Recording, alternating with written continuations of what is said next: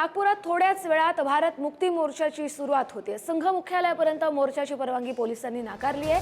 परवानगी नाकारल्याने संविधान चौकापर्यंत हा मोर्चा निघणार आहे। संघ मुख्यालयाच्या परिसरात मोठा पोलीस बंदोबस्त तैनात आहे। ओडिशा राज्यातील बालियात्रा मैदानात आयोजित अधिवेशन रद्द झाल्याच्या पार्श्वभूमीवरती भारत मुक्ती मोर्चा आक्रमक झालाय, त्यामुळे नागपुरात तो मोर्चा काढतोय। बामसेफचे 45वे आणि भारत मुक्ती मोर्चाचे 15वे राष्ट्रीय अधिवेशन 26 डिसेंबरला कटक इथल्या बाली मैदानात आयोजित करण्यात आलं होतं। अधिवेशनासाठी प्रशासनाकडून परवानग्या मिळाल्या, कार्यक्रमाची सगळी तयारी झाली, मात्र संघाच्या दबावामुळे परवानगी रद्द करण्यात आलाय असा आरोप वामन मेश्राम यांनी केला होता। थेट जाऊयात नागपुरात आपले प्रतिनिधी जितेंद्र शिंगाडे आपल्या बरोबर जोडले गेलेले आहेत। जितेंद्र, सध्या नागपुरात काय परिस्थिती आहे? किती कार्यकर्ते तिथे जमलेले आहेत? पोलिसांकडून काय व्यवस्था करण्यात आली आहे? नक्कीच कस्तुरी, आता सध्या मी आहे नागपूरच्या इंदोरा येथील इंदोरा मैदानात आहे आणि याच मैदानातून जे आहे ते या भारत मुक्ती मोर्चाची सुरुवात होणार आहे।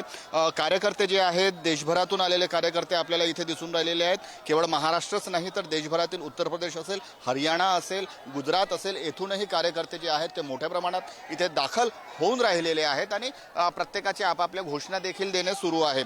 या मोर्चाची सुरुवात थोड्या वेळात होणार आहे। वामन मेश्राम इथे आल्यानंतर मोर्चातला सुरुवात होईल आणि येथून मोर्चा निघून नागपूरच्या संविधान चौकात या मोर्चाचं समापन होणार आहे।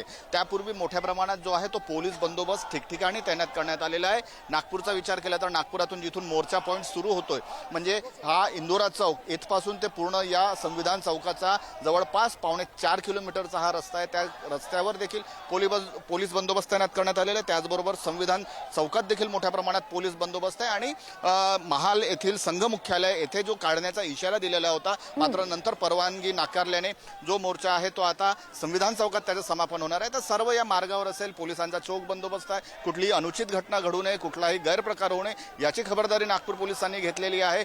पोलिसांचा अतिरिक्त बंदोबस्त सगळ्यावर संवेदनशील ज्या ठिकाणी असू शकतात त्या ठिकाणी तैनात करण्यात आलेला आहे आणि देशभरातील जे भारत मुक्ती मोर्चाचे कार्यकर्ते असतील, आंबेडकरी चळवळीतील कार्यकर्ते असतील किंवा जे बामसेफचे कार्यकर्ते असतील ते इथे पोहोचण्यास सुरुवात झालेली आहे। जवळपास 10:30-11ची वेळ मोर्चाची दिलेली होती, मात्र अजूनही थोडा वेळ लागू शकतो आणि थोड्या वेळात जेव्हा हा मोर्चा सुरू होईल तेव्हा नेमका या मोर्चातील लोकांचं काय म्हणणं आहे, ते काय आपली मागण्या करतात ते देखील पाहणं महत्त्वाचं ठरणार आहे। मात्र महत्त्वाची जी मागणी होती की ओडिसामध्ये त्यांचा कार्यक्रम होऊ दिला नाही, त्या विरोधात हा मोर्चा आज काढण्यात आलेला आहे। त्यानंतर त्याचबरोबर ओबीसी जनगणना असेल, त्याचबरोबर ईव्हीएमचा विरोध असेल, हे देखील मुद्दे आजच्या या मोर्चामध्ये महत्त्वाचे ठरू शकतात। आज दिवसभरात या मोर्चाचे अपडेट तुमच्याकडून घ्यायचे आहेत। तुर्तास तुम्ही दिलेल्या माहितीसाठी धन्यवाद।